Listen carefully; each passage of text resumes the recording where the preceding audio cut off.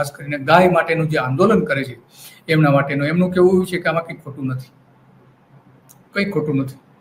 કારણ કે અમે જે દૂધનું ઉત્પાદન કરીએ છીએ તો એ બિઝનેસ માટે કરી રહ્યા છે, અને બિઝનેસમાં માત્ર ગાયો હોય તો શું વાંધો છે એમનું એવું કહ્યું છે. અમે બળદ રાખવા માંગતા નથી, બીજું કારણ એ આપે છે.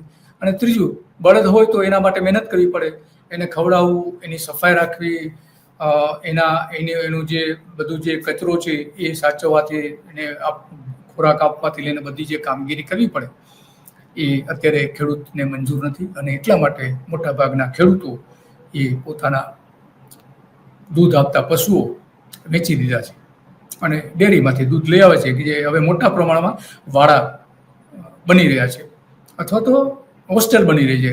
કાવ હોસ્ટેલ છે, એનિમલ હોસ્ટેલ છે, એ પ્રકારની હોસ્ટેલ બની રહી છે કે જ્યાં પોતે એક ગાય લઈ આવીને ત્યાં આપી દે તો એ બધું ત્યાં ધ્યાન રાખે અને એ જે દૂધ ખેડૂત જાતે જઈને ત્યાં દોઈ આવે, અથવા તો દોડારાઓ જે હોય એની પાસે દોડાવી લે. હવે આવી ઘણી બધી હોસ્ટેલ શરૂ થઈ છે.